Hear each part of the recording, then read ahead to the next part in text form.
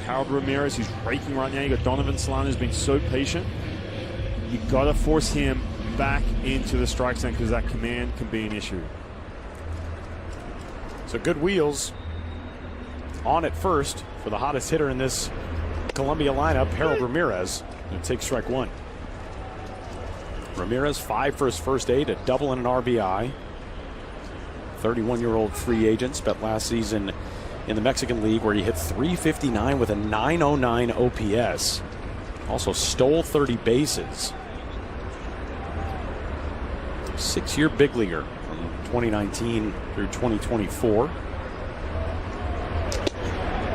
Fastball punches the outside corner to make it 0-2. He's hitting a lot of 90s right now with that fastball. He can get up to 94, but you're going to see 90s, 92s. Real short lead over at first for Arroyo. Doesn't stop the snap throw anyway.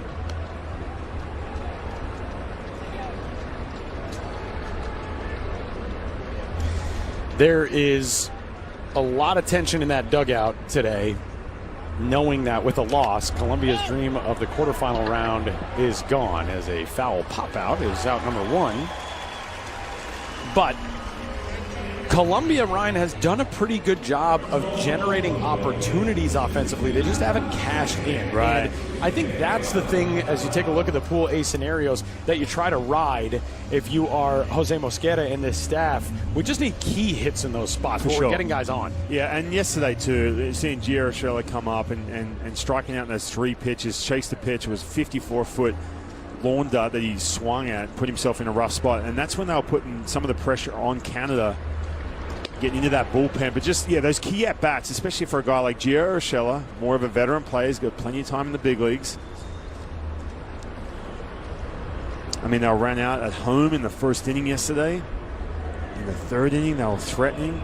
Rodriguez punched out. And just those key moments, so big. Runner off of the pitch. Throw down to second base by Hernandez. Escapes into center field. Arroyo's to his feet, and he's going to take third as well. Stolen base and the error, and with 1 away, Colombia's got a man 1 station down the line. Yeah, Michael Arroyo with a huge jump. We talked about, obviously, the athleticism and the speed. But you can see, look, Danny Larondo, who's trying to get in a rhythm. I know he just got that first out. But sometimes you fall asleep with the runner over at first base where you just have that same leg kick, that same time to home. Arroyo jumping all over it. And the hitters count here for Donovan Solano. 1 for his first 5 with 3 walks here in the Classic. Corners pulled in. Middle infielders a little bit tighter as well. And it's 3-0. Ryan, we talk so often about the pitching matchups in the Classic and how you sort of have to structure things based on getting your best opportunity. Another walk here in the first inning for Cuba's start. Yeah, and look, a couple other things that go with this. You look at this, all right, 24 years old, A-ball kid, can get up to 94, can spin a break ball, all those things. Okay, but some of the intangibles you don't think about, right? When you are on this national team, what this means, look, we've talked about this a bunch for Cuba, having those golden eras of just world domination. You know that's how you grow up. So all of a sudden, here you are in game 2, being given the ball. You're looking around you. You're seeing some of these, the guys who, whether it be Despaigne, he's looking at Yohan Moncada over your shoulder. Man, the nerves are running high, and you can tell there's a little bit more of that urgency. He's rushing a little bit. He's yanking that ball arm side all day long. Now they just need to slow him down. You can see Cape just talking to him, just, hey, listen, have fun, whatever it is, just to get you back in the strike zone. But it's so important, man. You forget some of this. Defensive alignment for Cuba looks like that. This is pretty much the same lineup that we saw in every way on Friday in the opener. But Ryan, as you noted in the open, Yohan Moncada just looked really smooth and confident out at third. Yeah, and there's always been these little niggling injuries happening with him throughout his seasons in the big leagues, but he barehanded that ball in game 1, coming in, looked good, fired that ball across the infield, that play to his left. Jordan Diaz 0 for 2 through his team's first 2 games in the Classic, but starting as the cleanup hitter at first base today. And he lifts one in the air, well struck to center. Roel Santos curling back in from in front of the warning track, tagging at third. Arroyo will score a sacrifice fly for Diaz, and Colombia is on the board with its first lead of the 2026 Classic. It's 1-0 in the first. And they're off to a good start against Cuba. Remember, going back to that last game against Canada yesterday, they had that play at the plate. Arroyo was run out. So again, you just take your breath right now. Obviously, it's only the top of the first. I get it. But all this counts. Already a mound visit here in this first inning, and you wonder how short the leash will be if Lorondo can't find a rhythm. In the post-game press conference on Friday, Germán Mesa said that it was between Lorondo and left-hander Julio Robaina to get the start today. But Cuba just has such a luxury, Ryan, with the way they can reset their pitching staff. They've got everybody available today after the off day yesterday. And there's a chance that we could see Yariel Rodriguez, Raidel Martinez, Yohan Lopez, a lot of really high leverage arms that could come into this spot if Lorondo falters early. He's given up 1 here in the first, and he runs the count to 2-0 on Urshela, already nearing 20 pitches.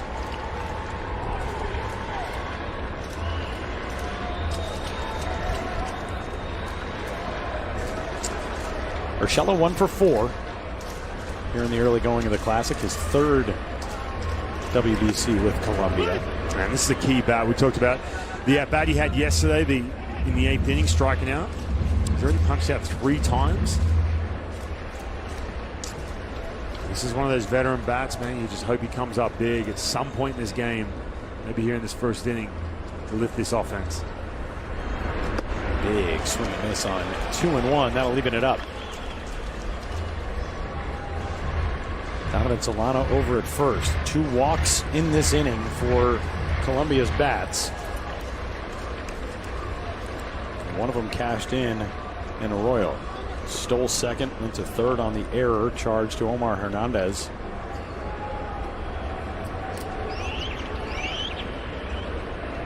Already some stirring in the Cuba bullpen down the right field line.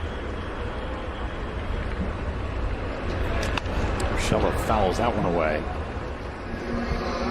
Now this is the at-bat I'm talking about in the 8th inning, right? You have a situation where you're starting to get into that bullpen, maybe that weak link for this Canadian team, and all of a sudden, look at this first pitch. I mean, just so aggressive, was in swing mode right away, and he's down quickly 0-2. Boom, huge strikeout to Gio Urshela in a big spot right there where they'll start to claw back and maybe upset Team Canada. 2-2 again. Inside, a 3-ball count once more for Lorondo. He and his infield started shifting toward the first base dugout. They were hoping to get a strike 3 call. And there is Luis Romero already throwing here in the top of the first. Big pitch coming up right here for Lorondo. 3-2, runner off, ball 4, 3rd walk of the inning for the 24-year-old.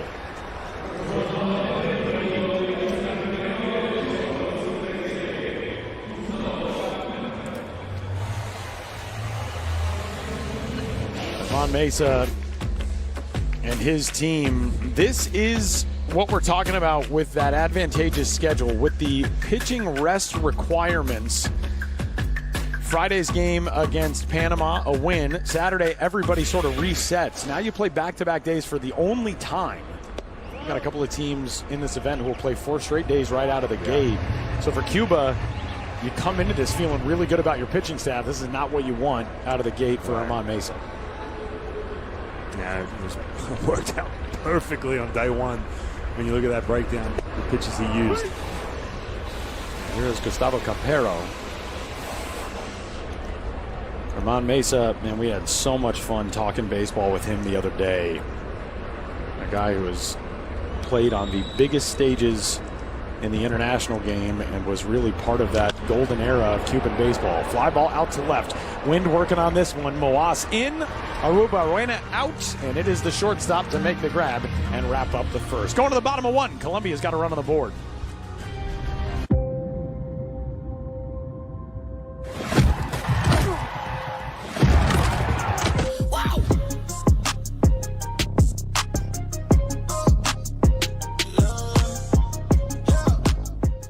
In luge, races can be decided by 1,000th of a second. The last thing we need to be thinking about in those moments is payroll. Thankfully, we have Gusto. When athletes are racing at 90 miles per hour, Gusto helps us stay focused on performance, not paperwork. Buying a new car? You need WeatherTech. Perhaps a nice used car? You need WeatherTech. Or maybe you're still driving Old Faithful. You need WeatherTech. No matter the age of your vehicle, American-made WeatherTech products are the solution.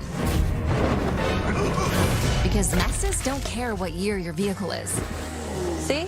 You do need WeatherTech. Order your American-made protection at WT.com. Look, if you're an executive, this shirt is a must-have in your closet. I was tired of floppy collars and shirts with sweat stains, so I got this shirt I saw on TV, and now I don't have to worry. I got it shipped in no time, and I switched from regular polos to this immediately. The brand is called Collars & Co. They make a regular stretchy golf shirt, but the top has a firm collar on it. I got rid of so many problems by upgrading to this. No dry cleaning needed anymore. I'm free from uncomfortable long sleeves, and the collars stay stiff all day. Get 20% off today using code TV at collarsandco.com. I used to open credit cards for the perks, but all the fees and penalties just threw my finances off. With Chime, I build credit safely and get cash back when I direct deposit. My score is up almost 100 points, and I use my Chime card for everything. Join the millions of members like us, banking fee-free at Chime. This is still Domino's best deal ever. I mean, it's the only deal that gets you any Domino's pizza with any toppings for just $9.99. You're saving $20. Said save like $32.89. Only at Domino's. If it's Saturday night, it's baseball night in America, only on Fox.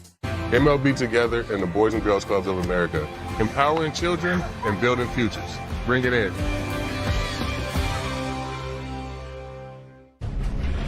Starting lineup looks like this for Germán Mesa and Cuba today, coming off a 3-1 win on Friday afternoon, in which their offense and their pitching staff are just very complete. Yoan Moncada, Ariel Martinez, big contributions. Yeah, you look at the top of that lineup with Moncada and Ariel Martinez, already a couple of hits, big hits in this tournament. Now for Cuba, this is only game 2 for them. I feel like it should be game 10, but so much has happened in the first couple of days as we see Luis Patino, former top 100 prospect, trying to find his way back, had some really mixed results, and a big thing leaned on that slider. That was such a big plus pitch for him. That slider when he first broke into the big leagues and then kind of lost the feel for it. He's finding his way to Mexico in 2026. You see the velocity too. You're going to see 91s, 92s, but when he was at his best, when he had that prospect status, he was mid-90s, and that slider was so good. He had around a 48% whiff rate on that slider, and all of a sudden lost it 2022, 2023. And he walks the leadoff man. Roel Santos is on. Control, a rarity here early on Sunday. Yeah, he's going to pitch with a lot of emotion as well. Obviously, it means so much for him pitching for this Colombian team, but trying to find his way back on the map. Like a lot of these players we see from Panama, Colombia, trying to get back maybe to affiliated baseball. But Tyler, with that slider, 2020, 2021, that was a plus pitch. Opponents hit 150 against that pitch. The last couple of years of him in the big leagues, hit well over 300 against that. Matchup of a couple of guys very familiar with what it's like to be some of the most highly touted young talent in baseball. Yoan Moncada, who at one time was the number 2 overall prospect in the game, according to MLB Pipeline. And Luis Patino, a prized pitching prospect, and has battled through health issues, had Tommy John surgery in April of 2024, came back last year in the Padres organization with High A Lake Elsinore on May 4th. Saw some time with Double A San Antonio, but was released in August. Signed with the reigning Mexican League champions, Diablos Rojos of Mexico City. Alan Cordova on Panama's squad. He's also a member of the Diablos Rojos. A little equipment change, a little glove change going on. Issue for Jordan Diaz, it seems. Hey, look, we talked about too. I've said this a few times now with this Colombian team, right? So this is so important for Patino to come out and throw strikes, just get a little bit of length for this rotation. We talked about Julio Teheran just minutes yesterday, having to back out of that start, and it puts so much strain, obviously, when you're dealing with depth. But what about the game prior to that? You had Jose Quintana, who, we figured out right after that had some restrictions from the Rockies. He could only throw around 30 pitches. Got a late start to spring training. So, man, it's going to be some mixing and matching, figuring out this pitching here against Cuba. Talking hitting in the Cuban dugout. Cuba's over on the first base side today. Jordan Diaz has a new glove. Here you see Jose Quintana, the captain of this Colombia squad, who theoretically is available to pitch today. Right. He could go again later on. But Colombia is one of the 2 teams, along with Panama, playing 4 straight days to open and to close their Pool A, as Joao Moncada takes one off the right shoulder, and it's first and second to get things started for Cuba.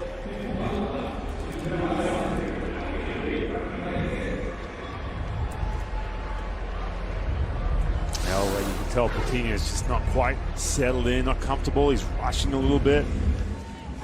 There's a ton of non-verbal forwards. You see Joao Moncada take one off the shoulder. Smiles there with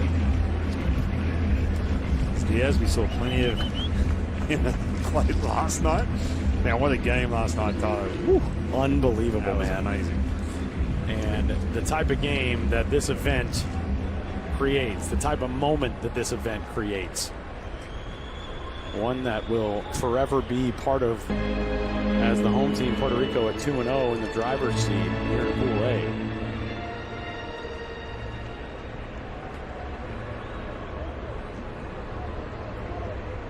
1-1 count on Martinez as Patino comes home 2-1. He's just spraying it all outside the zone at the moment.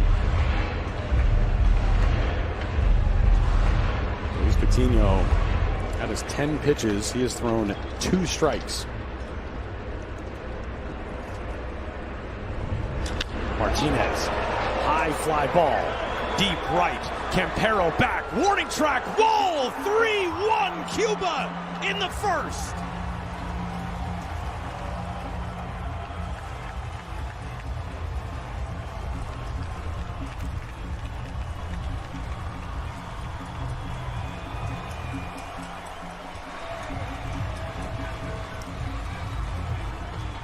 Mario Martinez was just hunting something straight, middle of the plate. Gets a 2-1 count. In baseball, does that do as well for Denny Larondo too, struggling with his command in the first inning, and now you can take a deep breath. As Alfredo Despaigne, the ageless Alfredo Despaigne, stands in. That is David Lourdes, the Reds prospect, getting to work in Colombia's pen. We've seen him once already over the first couple days. Despaigne in the air, should be playable. Foul ground for Urshela, and that is the first out of the first inning. Gio Urshela over there at the hot corner.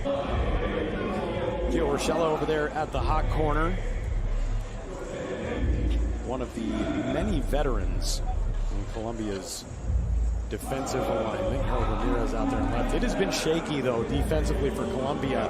And one interesting insertion in the lineup, Tito Polo getting the start in center field. He was one of the last additions to this roster and has played a pretty key role here the first couple days. Now Isabel Barrena down the left field line, obliterates a solo shot, and it's 4-1 in the first inning.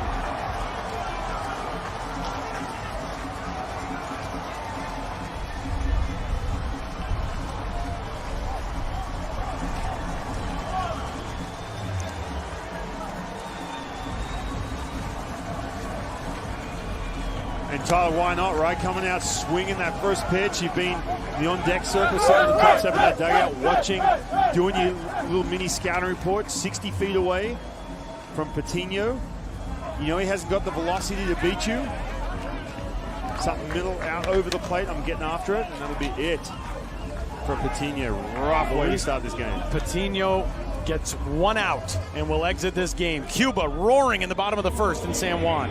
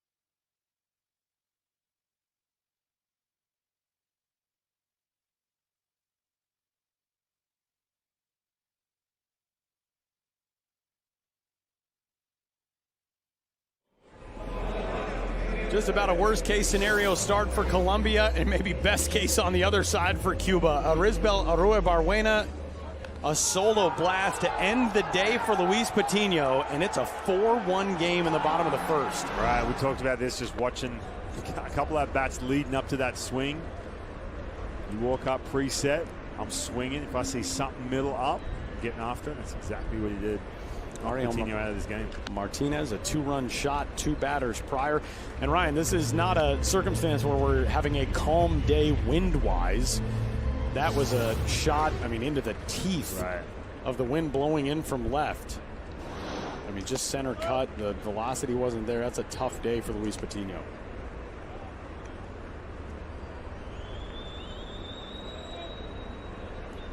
So the first man to face the new arm into the game for Colombia is Omar Hernandez, who skies one out to right. Gustavo Campero will put it away. 1 down. David Lordui is the new arm, the Cincinnati Reds prospect who made a couple of stops in that Reds system last year. Yeah, lower levels of the minor leagues. David Lordui, we've already seen him. He's only thrown the 2/3 of an inning. So again, well rested.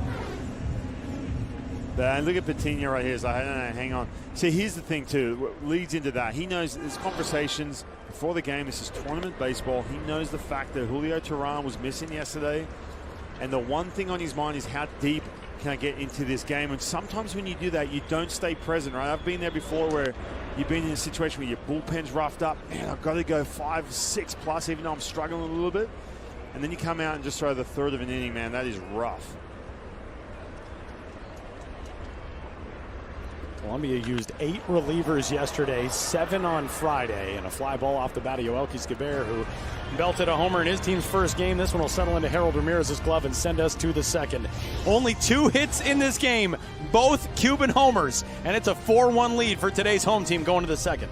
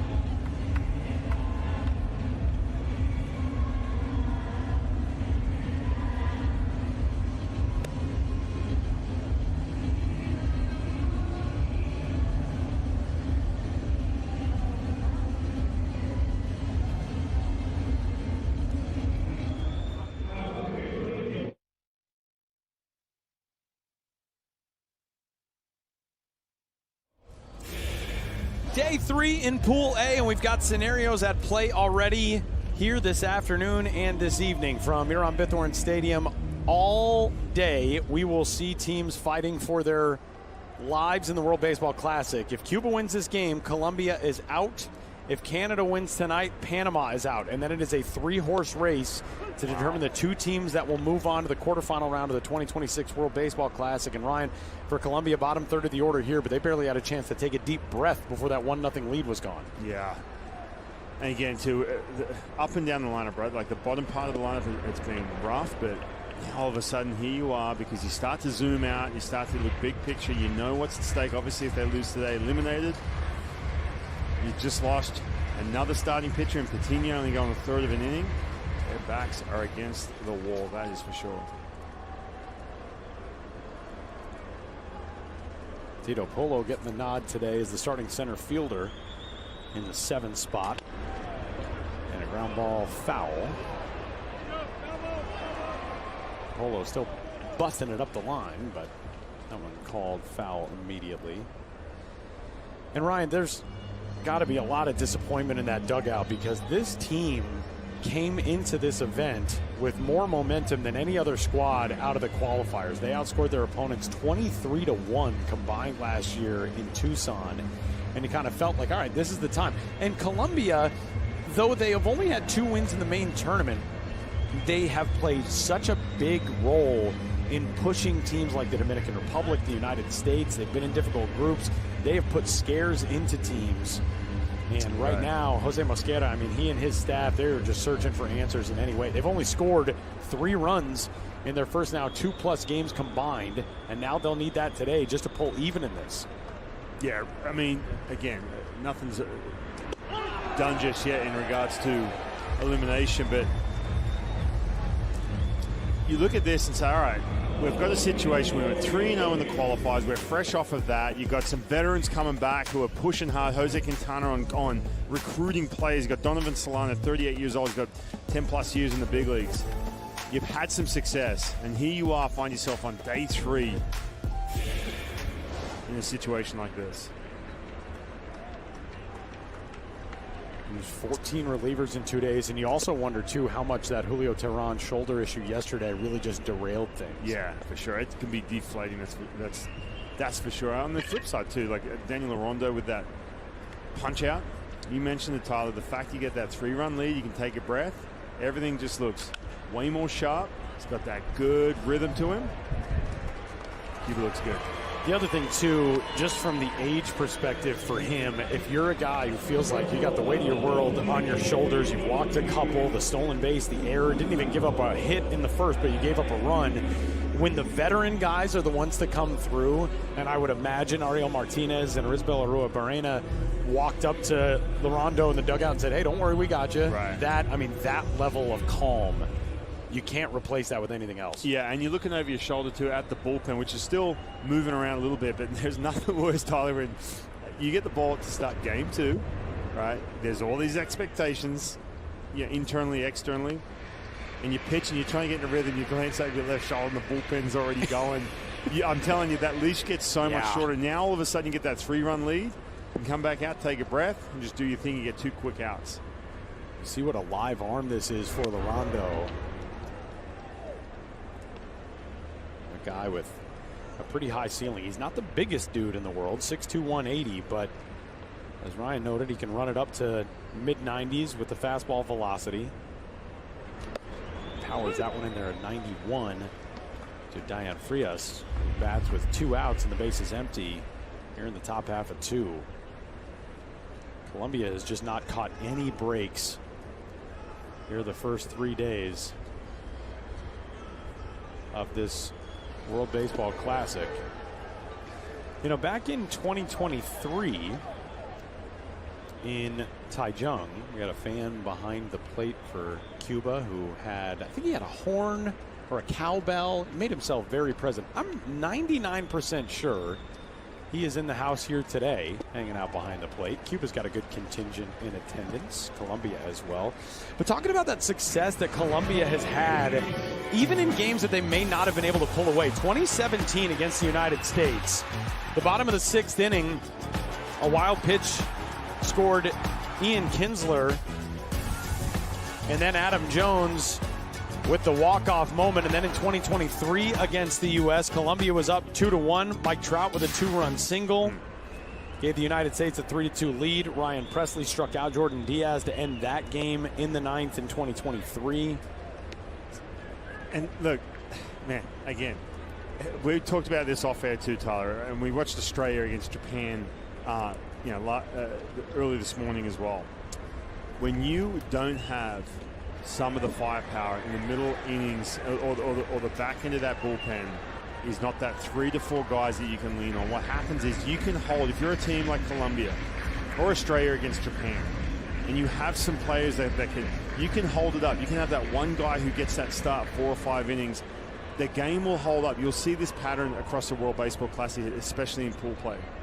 The game will hold up. They'll keep it close, and then the wheels fall off. And we've seen this so many times, especially going back to 2023, 2017 even.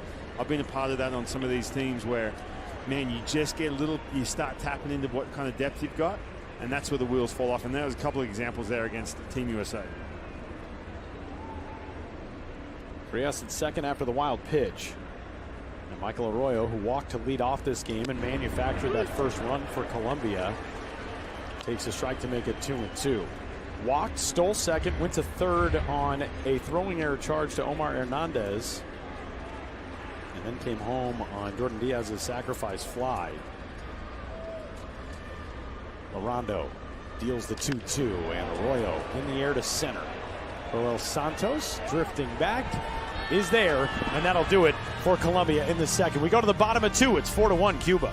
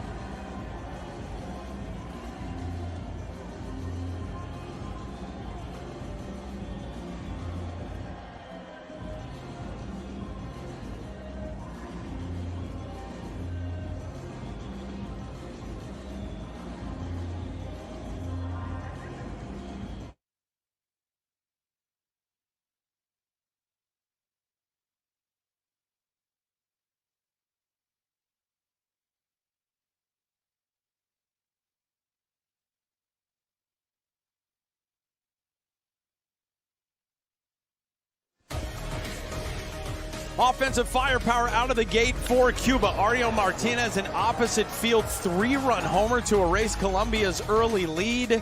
And 2 batters later, Arizbel Arroyo-Baruena with a solo shot down the left field line. And Cuba, a team that historically has thrived in the opening round in the World Baseball Classic, chasing Luis Patino after just 5 batters. David Lourdes did settle things down, though, for Colombia. Got a couple of outs quickly from Omar Hernandez and Yoelqui Esquivel, who homered in his team's first game back on Friday. And Lourdes tasked with just trying to stabilize things right now and let Colombia catch its breath here in the second. It's been all home runs. I mean, it had the 2 early in the game, that first game. 2 today. Leonel Moas Jr. leading things off, the 8-hole hitter. Jesus Bosmenier, the pitching coach for Cuba, you saw there a second ago in the dugout. He's sort of a reserve pitching coach. As a pop out there by Moas for out number 1. After Pedro Lazo was not granted a visa. But Cuba's offense coming to the rescue of that young starter. And They've always been good, Ryan. They played in a semifinal. They played in a championship game in the Classic, but we really didn't know what to expect from Cuba this year. Yeah, I really didn't. And again, going back again, 2023, you have some of the big league names coming over. Not all of them. I mean, we've had notable players who are not on this roster that they could fill up. There's always these surprises. I mean, we asked Herman Mesa too. Okay, who's gonna stand out here? Who's gonna be that one player that you're really excited about? Mesa was so much fun to talk to. Yeah, we got to talk to him about the guys he's most excited for. Yohan Moncada obviously stands out in that regard.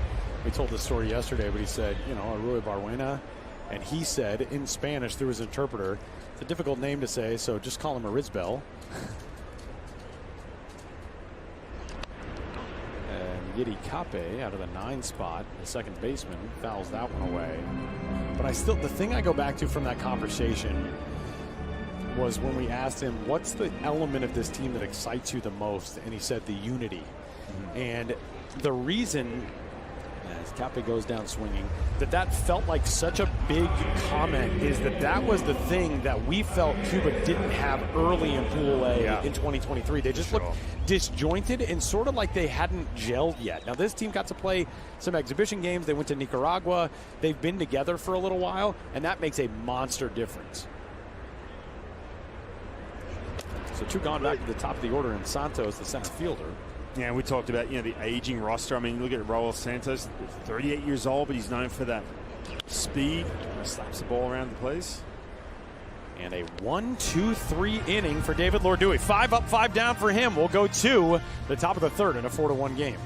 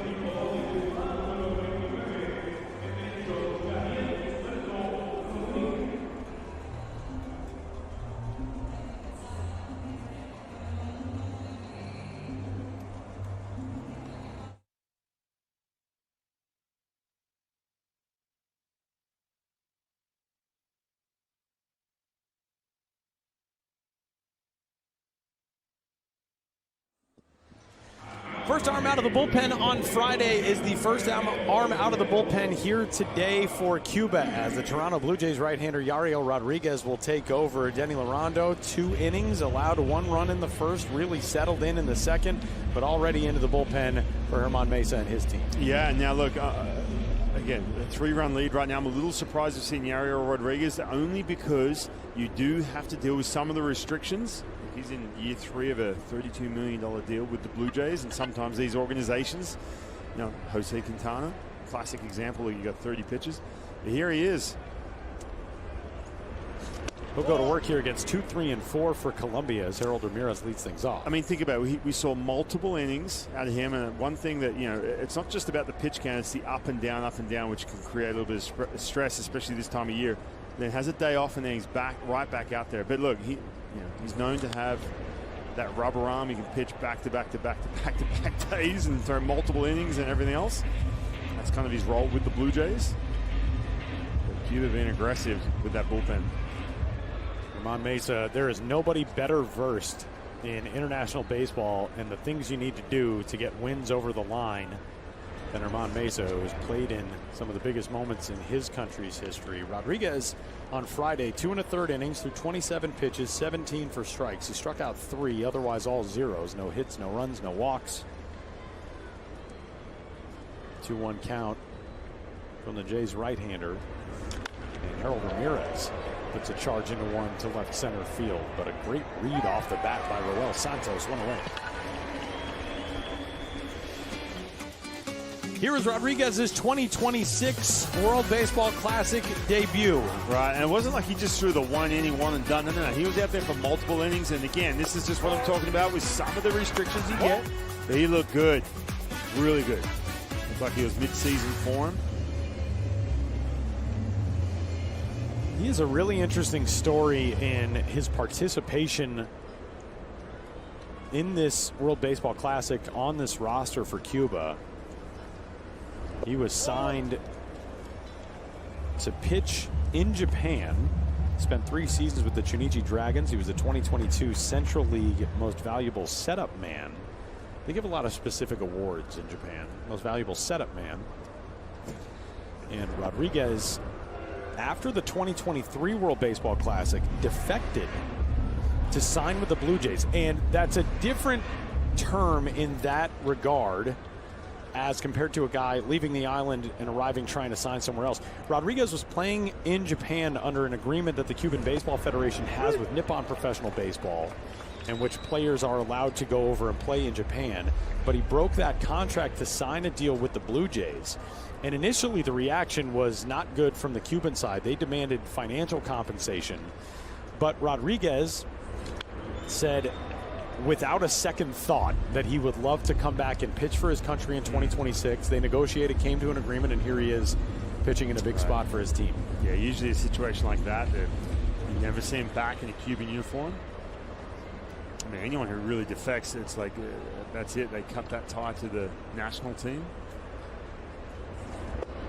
2-2 is full now. 3 balls and 2 strikes.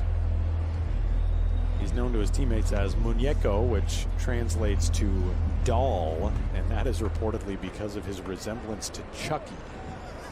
Wow, what a reference.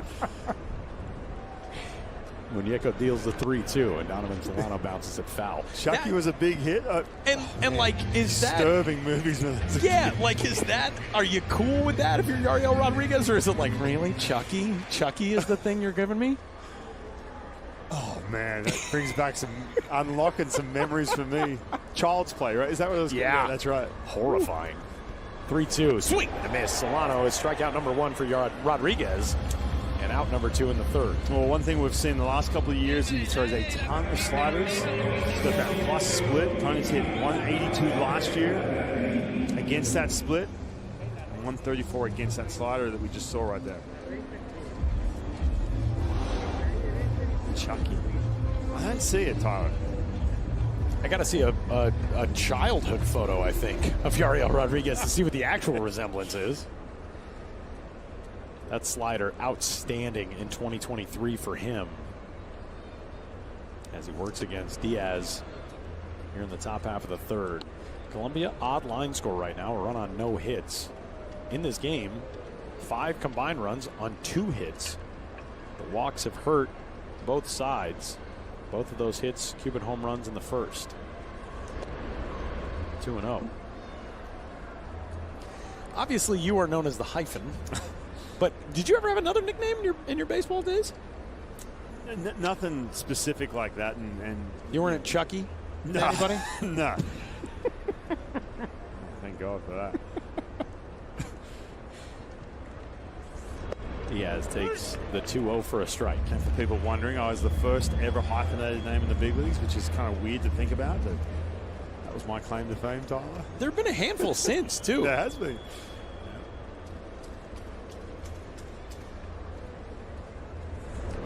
Diaz comes up empty on the 2-1, and it's even. Yeah, you can see what Yariel Rodriguez does so well. He can change that arm slot and drop down.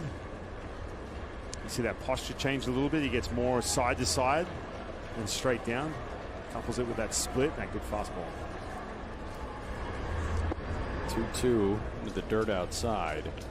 Jordan Diaz, also a guy who has played in Japan. He actually signed a multi-year deal in January of last year with the Oryx Buffaloes. 50 games up at the Pacific League level. 228 hitter with a 597 OPS, trying to find his footing over there. And Diaz finding his footing here as he laces one into center for the first hit of the day for Colombia, and it comes with 2 outs in the third. A good piece of hit too again. Yariel Rodriguez pitches inside the strike zone, not a whole lot of hard contact. Just getting something right back up the middle. You can start to sit on that pitch. You can see him trying to bury that leg kick a little bit, just hanging out over the middle of the plate. 3-2 count. Stay out in the middle with it. And congratulations to Jordan Diaz. That's his first World Baseball Classic hit. He was 0 for 10 in 2023. But a guy who is no stranger to the international stage, won a bronze medal with Colombia at the U23 Baseball World Cup in Hermosillo, Sonora, Mexico back in 2021. Gio Urshela in the air to right. Guibert, no trouble, inning over. 2-out single left aboard. We go to the bottom of 3. Cuba's out in front, 4-1.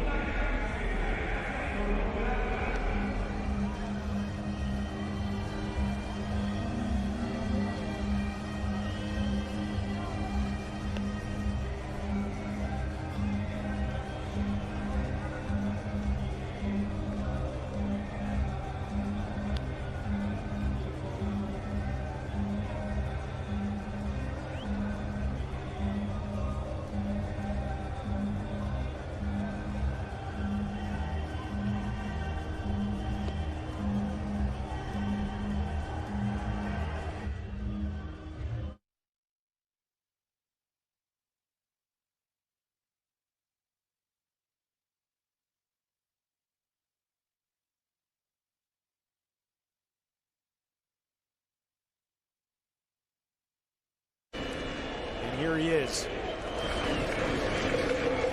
on the biggest stage in international baseball. And the 1-2 crushed left field line deep. Puerto Rico, increíble!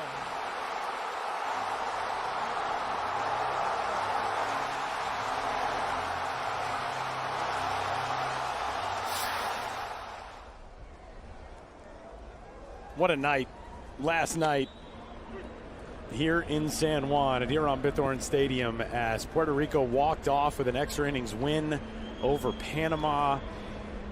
I have to shout out our crew because the visual storytelling in that moment last night, our producer Chris Bracey, our director Troy Clara, that was incredible. Being able to follow that moment with Darrell Hernandez around the base paths, the access that you get as a viewer in this event is unbelievable. My dad is here, as we talked about a little bit. He texted me last night and he said, man, that is so cool. I watched on YouTube and they followed him all the way around the bases. That's amazing. And that really was, there is no event that makes you feel more like you are experiencing this game in virtual reality like the World Baseball Classic does, as the leadoff man, Yoan Moncada, fouls out to start the third. But, I mean, this was the greatest moment of Darrell Hernandez's life, and you all got to experience it along with him. And that is epic. Amazing.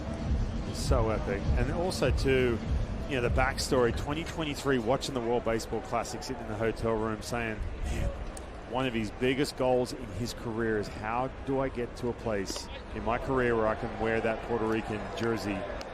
It was a late ad. You know about some of the players that were missing. We talked about that a ton last night with Correa. And Francisco Lindor, by the way, was jumping around his living room watching that moment.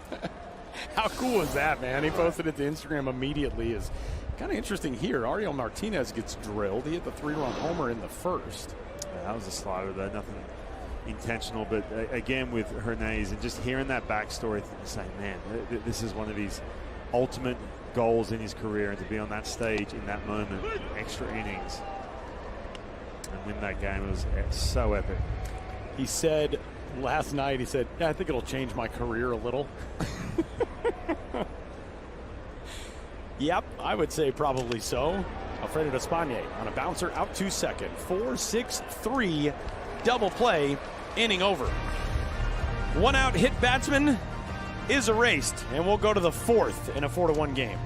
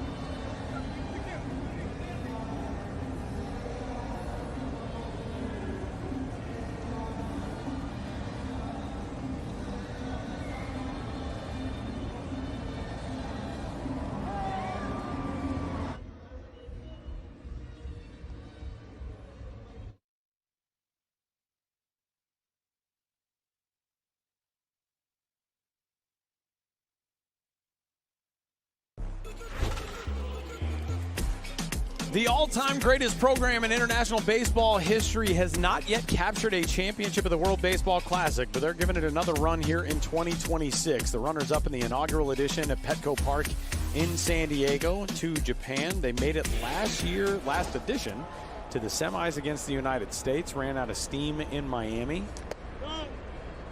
But an impressive start for Cuba, both in Game 1 And here today,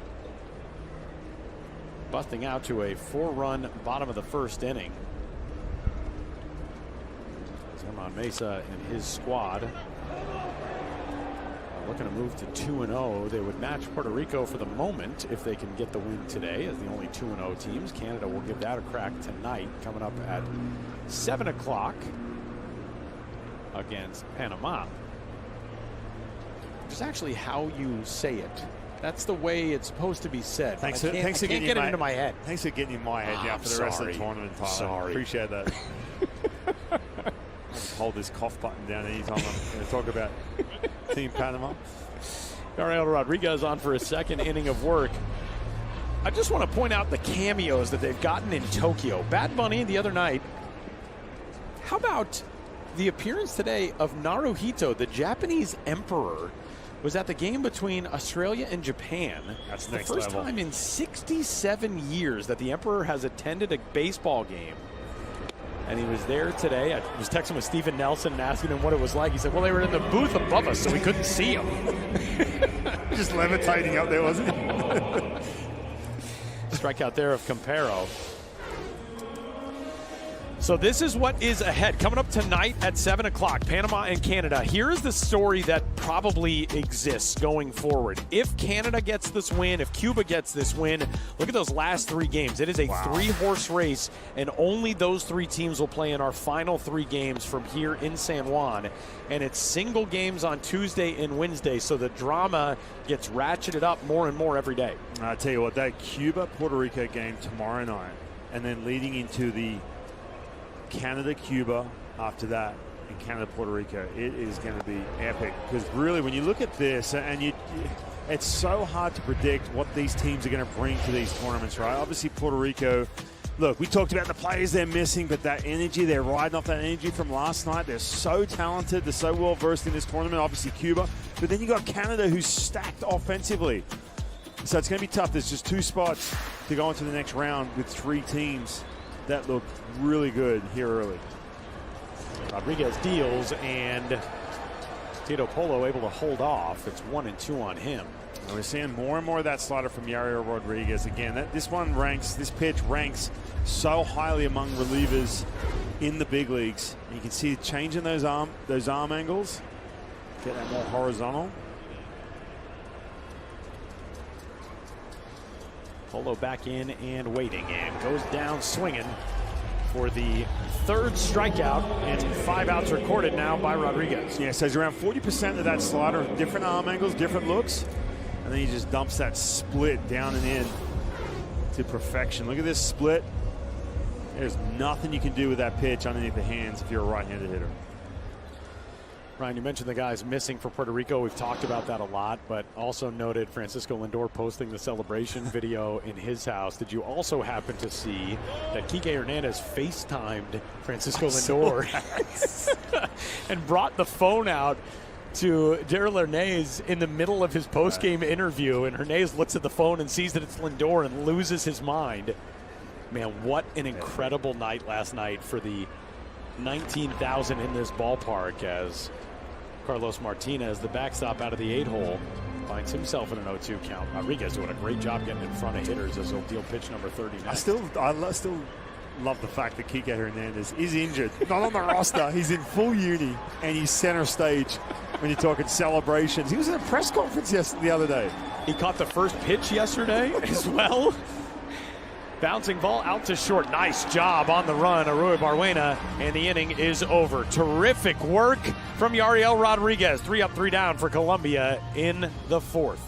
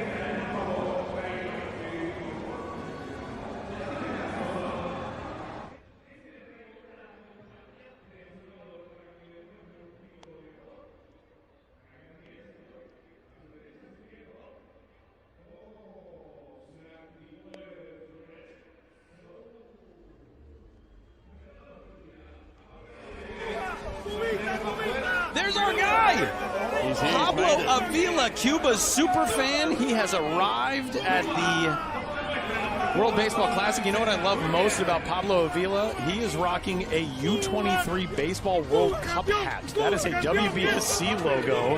And Love it.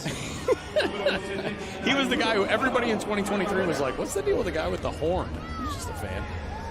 He likes the baseball. You know what, I'm going to throw Pablo under the bus here. He was rocking some Chinese Taipei gear in that game. He was? I wanted to get down there so badly, but of course I didn't. And so, what's the deal? What's going on? Man, that is fantastic. He is one of the biggest fans of not only this Cuba team, but international baseball as well. Yeah, he's been at WBSC Youth World Cups, and there it is. The U23. Man, I'm very glad that I recognized it was U23. It's because if that was like the U18 logo, I would have felt pretty dumb. Cuba's best run in a youth tournament in recent years was the U15 World Cup. A few years ago, back in 2022, they had just an incredible story that year. Their national team arrived in Hermosillo, Mexico with 2 bats. They had 2 baseball bats, and one of them was deemed non-conforming for the event. So they had 1 bat, and Cuban expats in the Hermosillo community got together, pooled some money, bought that team some more equipment, and they made it all the way to the World Championship final before falling against the United States. But you want to know how alive and well the love for this sport on that island is. That shows it maybe more than anything. As Arisbel Arruabarrena leading off here in the bottom half of the 4th inning, belted that shot back in the 1st. And you look at what Cuba has done overall in World Baseball Classic history. A team that, as we noted, they played for the championship in 2006. They were in the semis in 2023. As the new arm into the game for Colombia, Emerson Martinez works here with a 2-2 count. He freezes Arruabarrena for the 2nd strikeout of the day for Colombia's pitching staff. All of a sudden, this Colombian staff is starting to settle in just a little bit, trying to cover some innings. Keep it here within 3. Tell you what, going back into that 1st inning, you think to yourself, all right, this is might be an absolute boat race, but still a 3-run deficit. Ground ball back up the middle is a base hit for Omar Hernandez, who's firing up his dugout as he trots up the first base line, and a 1-out single puts the catcher aboard for Cuba and sets it up for Yoelkis Guibert. It's breaking ball middle of the plate, stays up the middle. Right on cue, as I was saying, that the Cuban hitters were starting to simmer down. Colombia was starting to hold them in check. They're back on base.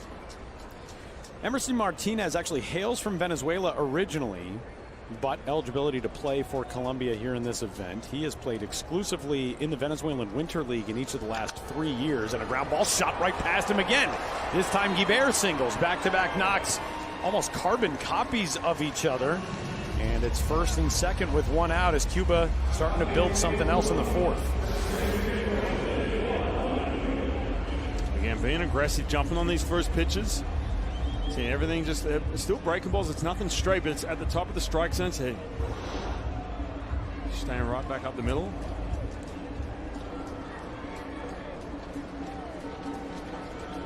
Martinez, formerly a member of the Texas Rangers organization. He played 7 seasons in the minor leagues from 2013 to 2019. And a ground ball left side.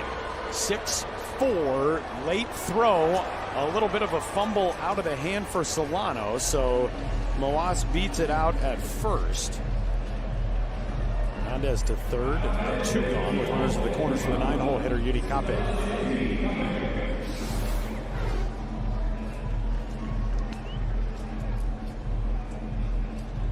Getting down that line quick. Martinez not really overpowering stuff, but stays in the strike zone, and even though those hits got through the middle, He's had 3 straight put it on the ground. Cape comes up empty on strike 1.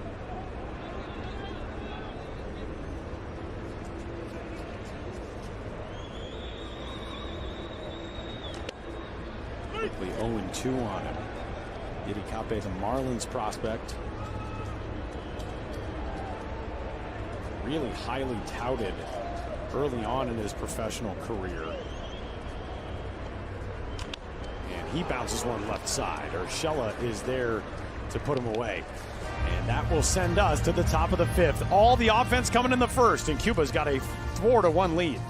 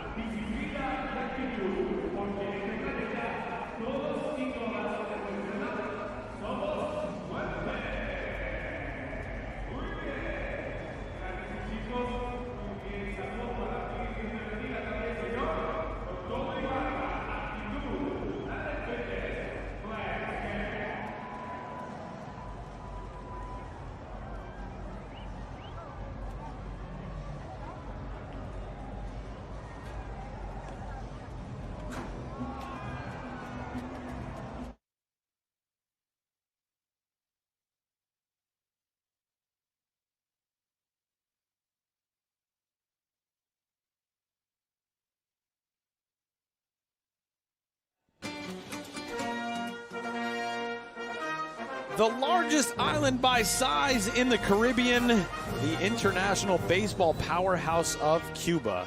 Havana, founded in 1519, a World Heritage Site, and a place that is known for not only its beauty, but also, among other things, of course, incredible cigars. And a heck of a lot of good baseball players who are out to a 4-1 lead over Colombia here on day number 3 of Pool A from Miran Bithorn Stadium in San Juan, Puerto Rico. Tyler Mon, Ryan Rowland-Smith, Dayan Frias will lead things off for Colombia here in the top half of the 5th inning, and he will face a new arm into the game in Pedro Santos after 2 really great innings from Yariel Rodriguez. Yeah, you see the numbers there from Pedro Santos. Got a chance to pitch in Double-A this year. He's got a really good fastball, 95, can get upper 90s, but the command has always been the issue.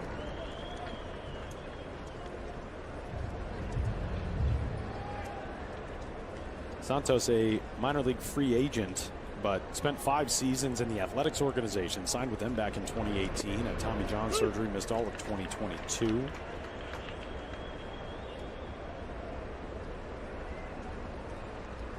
Frias out of the 9 spot, a walk in the 2nd. Blooper into right. He's got a knock. First hit of the World Baseball Classic for Frias, and a leadoff base runner for the first time since the 1st inning for Colombia.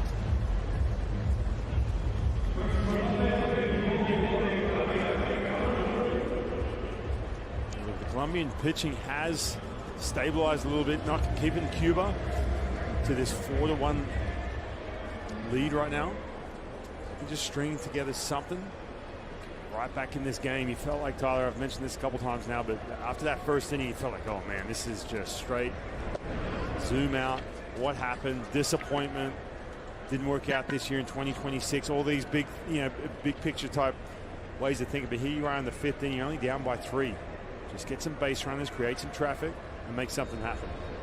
Yeah, it's the thing. This game is in no way out of reach. Right, and you have, look, we talked about this Cuban team, and they're really talented, but now all of a sudden you've got a guy on the mound in Santos. No one's warming up. There's going to be some command issues here. You've got to have those really good at-bats. Just generate some traffic.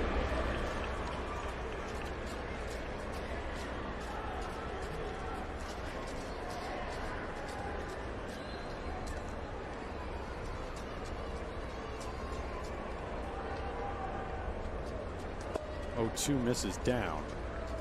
Interesting delivery for Santos. Kind of short arms that thing out of the glove and then whips it up over his head. Good extension, mid to upper 90s with the velocity. That was his best graded pitch according to Baseball America in his most recent appearance in their midseason rankings back in 2024. Missing there to even the count.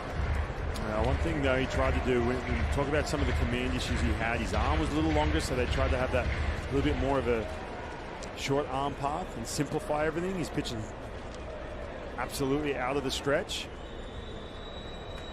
Runner off from first, and ball 4 will put him at second anyway. So we'll go to Harold Ramirez. Tell you what, Yariel Rodriguez, they are taking full advantage of the Toronto Blue Jays bullpen piece. He was converted to the bullpen in 2025, had a lot of success.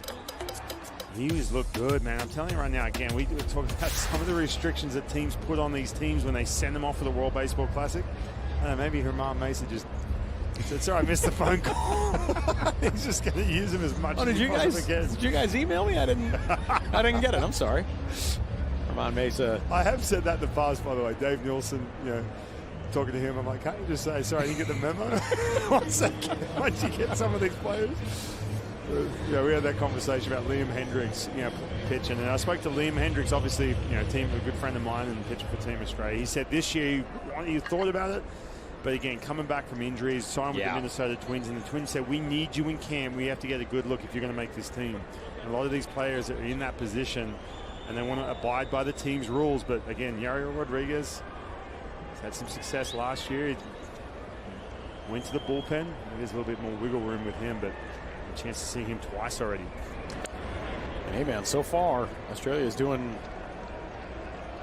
pretty impressive things even without Liam Hendricks. They have an opportunity tomorrow to play for a win and a trip to the quarters if they can knock off Korea. I tell you what, look, we're here in the 5th inning. You're down by 3. We had all the doom and gloom conversation for a couple innings, Tyler, but this is a huge spot for this Colombian team against Santos, a weaker link in that bullpen. Ramirez fouls one off first base side. Harold Ramirez has been outstanding so far, 5 for 8 in this World Baseball Classic coming into the day today, though he is 0 for his first 2 in this one, but still 500 hitter through his first 2+ games. Yeah, and this is their spot. We talked about how the bottom of the order not doing a whole lot. It's a big spot for them right now. And he bounces one out to second. Yidi Cape to the bag. Arua Barwena to first. Double play. 2 gone. Frias takes third. But a big twin killing there for Santos. Yeah, we talk about, look, here you are in the 5th inning. Got 2 runners on, none out. The harder your lineup coming up. We talk about some of the mental gymnastics that go on when all of a sudden you're like, oh, hey, man, if we have a big inning, we get within a run. What do I do with this bullpen? And seconds later, all of a sudden, 2 outs with a double play ground ball from Harold Ramirez. Man, and that is sort of the story of this Classic so far for Colombia. Yeah. Getting runners on, having these situations where they're threatening to break through, and then just a back-breaking inability to connect for that crucial hit. 1-0 to Solano, evens it up. Saw a shot of Herman Mesa in the dugout a second ago, just crushing a Red Bull. I think he was probably up watching that Puerto Rico walk-off last night. A little extra today. You a big Red Bull guy, Tyler? You know, I'm not. Every once in a while, I'm not a huge energy drink guy. Me neither. Coffee, yes. Yeah. Coffee. I was thrilled to tell the story in 2023 at the time we went into a coffee shop in Taichung and you ordered a latte with 4 shots, and the guy went, "Wow." I thought I was going to get arrested. We don't allow that here, sir. Can I have 4 shots? Looked at me like I had 2 heads. 3-1 on Solano. 0 for 1 with a walk today. That came back in the first. He struck out in the third. And he's on with his second walk of the day here in the 5th. So the tying run will bat again in the person of Jordan Diaz, who got his first hit of the World Baseball Classic and of his WBC career in the third.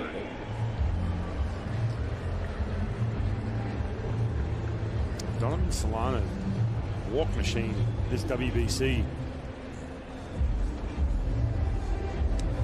Again, Colombia's still in business, but man, that ground ball double play from Harold Ramirez, that really stings. That's one of those plays you're going to anchor on when you leave this Pool A if you don't get through to that second round. Jordan Diaz, as we told you, now a member of the Oryx Buffaloes in Japan, but formerly in the A's organization, made his climb to the major leagues, and he had a 3-homer game against the New York Yankees. If you're watching in New York, you're thinking, oh yeah, I remember Jordan Diaz. That was in May of 2023. He was the second youngest player in A's organizational history to hit 3 homers in a game, behind Mickey Cochran, who did it in 1925.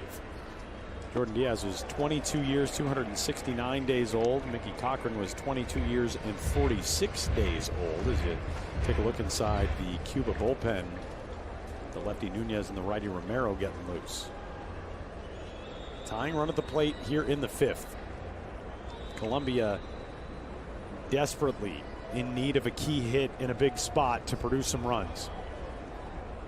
0-2, and it's not coming here from Diaz, who is gone on strikes. Great job by Santos to work back and get out of the jam with the double play and the strikeout. We go to the bottom of 5. It's 4-1 Cuba.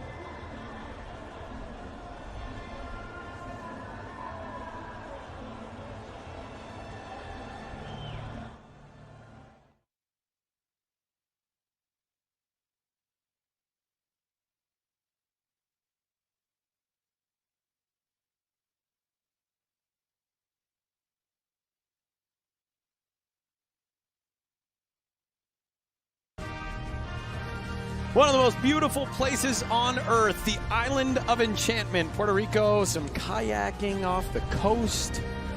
Shades of green that you can only imagine if you're sitting in a snowy place like my hometown of Denver, Colorado this weekend.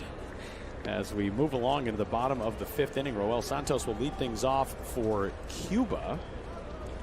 Going to work against Emerson Martinez. And Santos fly ball center. Tito Polo out there to retire his center field counterpart. 1 away.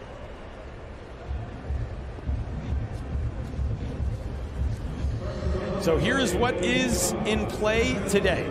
With a win and a Panama loss tonight, win for Cuba that is, this becomes a 3-horse race to send 2 teams on to Miami.